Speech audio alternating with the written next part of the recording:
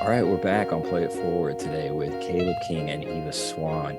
Caleb, director, producer, and Eva, writer, producer of Gardenia. Thanks, guys, for being on. Thank you for having us. It's totally a pleasure. I'm glad I got to connect a little bit with you guys before the show. Gardenia, the short, is a really well-produced film. You guys definitely put a lot of time and love into the movie, and I really love the message of it. First question of the show is the inspiration. Where did it come from inside yourselves from a creative perspective? You want to go first? You go first. I mean, for sure, like practically the first was the pandemic. It was like, this is an opportunity where we can put aside all the other distractions of life and really like just focus on art. And I've told this story many times, but there was a moment that I was walking around downtown, looking around at the empty city landscape and thinking, gosh, there has to be something that we can do in this moment. And so I reached out to Evo. Her and I have been wanting to collaborate on something for some time.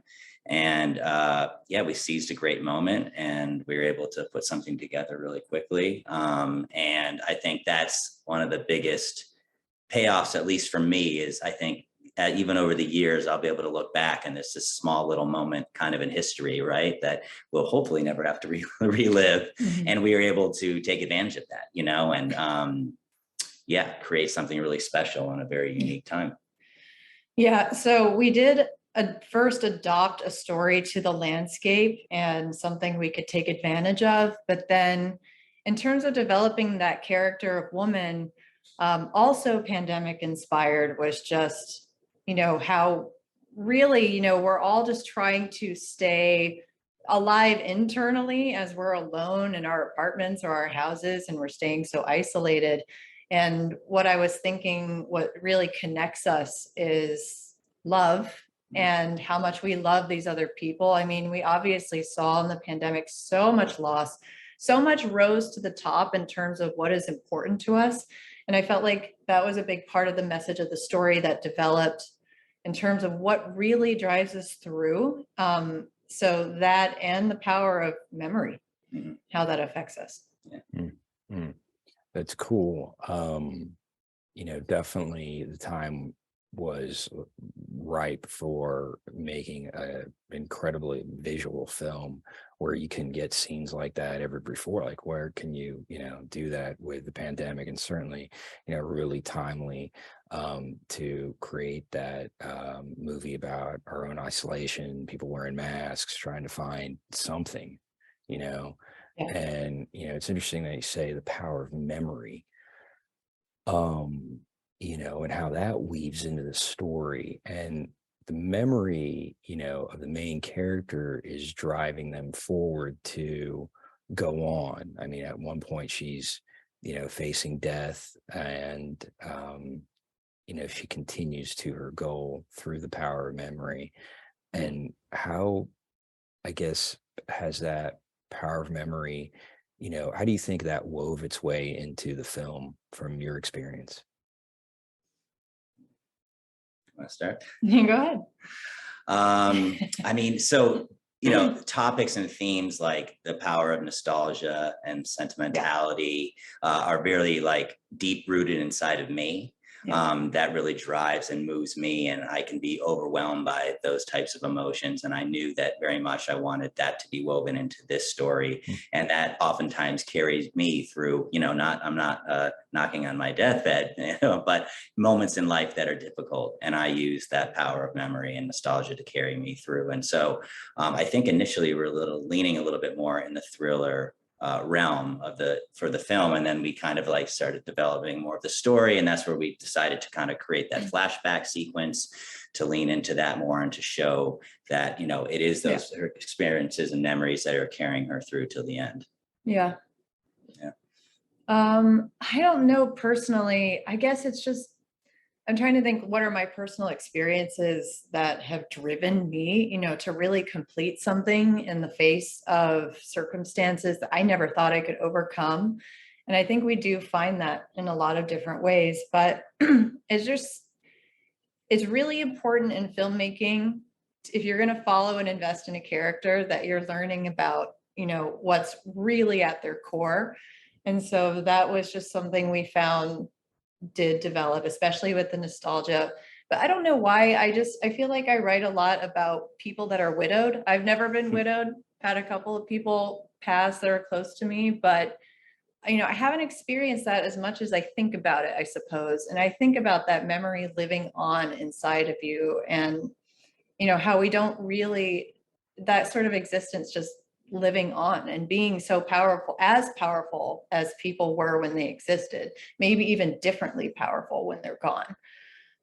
So that's all I can really say about that in Yeah. terms of it going into the story, but it just made sense to kind of have a beautiful, flourishing, blooming, like romance kind of unfold for people after such a thrillery, you know, empty existence in the first 10 minutes. Yeah. hmm You know, the second part is the message of the film. And it could be the message that you either wanted to communicate, if you had such a thing when you were creating it. And it's very much, you know, can touch on the subjects we've already discussed, or the message that you see the film communicating to you now, whichever one jumps at you more. And Eva, you go first. I tapped his leg. Yeah. You go. All right, nice. I do feel like we've already touched on it. I mean, it really is about carrying through when you think yourself can't go on. You have to lean on something else outside of yourself. Some people call that God or a higher power. In this case, woman is leaning on the only person that, you know, was important to her, or the most important person to her, that she lost. And I find that that is just truly astounding what people are capable of when they want to do something, you know, with that assistance or with that help or with that drive. And I find that kind of amazing about humans, that that's something we can pull out of only ourselves. It's very individualistic, right? And it could be a person, it could be a pet, it could be, you know, like I said, you know, some sort of higher power. But for her, it was that particular experience with that love and that bond of her husband. And on top of that, really finding that power within yourself without them. So I'm not saying he had all of that power, but he uplifted that power, and it highlights her strength, and it shows her that she can make it and go on and get to finish that pilgrimage. Yeah. I mean, she couldn't have said it better. So that's Took your really stuff, Caleb. Yeah. Right. Yeah. Next Yeah. time Caleb's going first. I agree on This is every why. All right, deal. Okay. No, Caleb, did you want to add anything to that? No, that was yeah, we're on Yeah. the same page 100% with that. No, and you know, I totally am passionate about, you know, the same thing that you said. And I think that is like this amazing, you know, unique, seemingly human quality that we have when, you know, the notes that I wrote down, I have in front of me, you know, is this. I'll just read it. We can all relate to feeling overwhelmed and beaten, and to digging for the motivation that keeps us going, you know. Oh, And yeah. it's part of a human experience. I mean, we've all been there, will be there. And, you know, what is it that we pull out from inside ourselves to give us that, you know, extra whatever to get over that threshold, that finish line and beyond and keep going, you know? And And it we is, all were just collectively there as a world, you know, yeah, and we're all feeling overwhelmed, beaten down. I mean, we're still seeing obviously like the effects of such a crazy, you know, pandemic and life situation. So I feel like it is very universal. It's like more universal than we knew. It was universal before, and now it's like it really, hopefully, and I'm yeah, glad that you said you related to it. You know, people can understand that or feel that. Yeah. yeah. And it's that human connection, that love that we kind of, you know, share, that Yeah. keeps the world turning, Yeah. for the positive, you know. Yeah. So yeah. All right. Well, the last question is really, how have you guys been changed since making the movie? Yeah. So, I mean, I think, especially with this film, that giving me just more courage and confidence to know to just go and shoot it. Yeah. And that really, if you feel compelled to tell a story inside of you, you can do it, you know, even with all the limitations around us. And, you know, not having distractions of life and really being able to just focus on this film 100% for those few months that we were working on it, also just really reinforced for me that I'm exactly where I need to be, you know, that this is my way of expressing myself, and this is my art, and this is my passion, and this is when I'm the happiest, you know. Doing it full time for that window of time was just, it was so fulfilling. And I knew that already, but to have those things reinforced, especially in an industry like ours that is, you know, scary at times, right, and unstable and unpredictable. For sure. So that, just further, I don't know, just reinforce that truth. All of those things, exactly. Yeah, I'd say that's true. We were discussing this and just we already know this, but I mean, filmmaking is truly in our hands. We do not have to yet be in certain circles or have agents or, you know, be of the tiers we want to be a part of in order to tell the story we want to tell. So for me, it was incredibly empowering. It did ignite a real purpose, you know, which is that I love filmmaking. I love not just writing, not just acting. Like, we did everything ourselves because we were able to write a story that was scalable to our 4 hands, you know, and then our couple of crew members who were fantastic and also wore many hats, you know, like we did the makeup, we did the costumes, even the guy that plays our pockmark in the movie, he was, you know, doing a little bit of handyman work here or there. We got a flat tire on the bike and he could change it, you know. I mean, everybody was willing, and it was exciting to have that true collaboration. And that's exactly why we artists do this, right? We love that collaboration. We love that, like, you know, grassroots, like down to the nitty gritty. And it helped distract us from the extreme difficulty we were going through as well. While also honoring it in a way, you know, kind of weaving ourselves appropriately into it, you know? Yeah. You know, I totally am inspired and resonate with what you say. I mean, one of the reasons that I have, you know, been passionate about Digipops for the last 10 years is just for the very reason is because, you know, I got into filmmaking kind of from the back door. I didn't go to school. And so I felt a disadvantage, and I was like, oh man, I got to do this movie and get here and do this and that and that and that.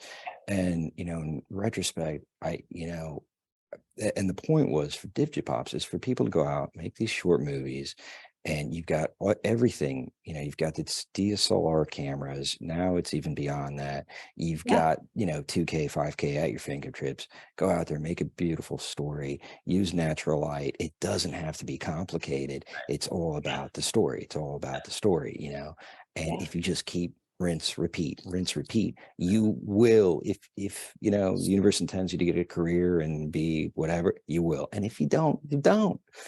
It doesn't matter. But if you're putting out that work that you stand by, that you believe in, you know, you will inspire people and, you know, make connections. And, you know, that's something that I wanted to ask you guys. It's so hard to kind of pinpoint this, you know, as I ask you the question, I'm reflecting into myself. It's like, well, what drives you as an artist to tell stories, you know, or to make a film? Let's just dumb it down to telling a story, you know, in this format. Can you say, and, you know, Caleb, I know you said self-expression, but I even think there's something kind of more nuanced in that statement. Yeah, no, I agree. I think off the top of my head, what I first think of is just that I think that we are in very unique positions as storytellers to have influence. You know, I think that there's almost a responsibility that we have, you know, that we're in this medium where we are telling stories and we are inspiring and influencing. And I think that's really powerful and special and unique. And so, you know, those are the things that I think of and try to live authentically and truthfully when I'm doing this, you know. I love that. Responsibility resonates for sure. Yeah. Yeah. Yeah. And I would add to that, because I totally agree, honoring creativity. Mm. You know, we don't have a lot of originality anymore, but we do have our modifications and our, you know, we do have things that are born within us that may have been born before, but maybe it didn't get made, you know? Mm. So for me, I do feel like we want to surprise, like, not only do we want to be resonant and relatable with, you know, the people that are undergoing hardships, I feel, with films and whatever their arc and journey is, but also we want to see, I just like, my train of thought was like leaving the station as I was Yeah. saying that. That's cool. It'll But come back. yeah. Oh, but we also want to surprise people in terms of how we tell it. So like the payphone scene for us was like something that we wanted to catch the audience by surprise with. Like something I love too is magical realism. You know, I really want to be able to throw something in there because we all have strong imaginations. We all have access. Maybe we all have different access, but we all have like the seeds of imagination within us. And so opening people up with something that you may or may not have happened in a film, or just like going somewhere that someone's brain might go that they didn't realize somebody else's brain might go there.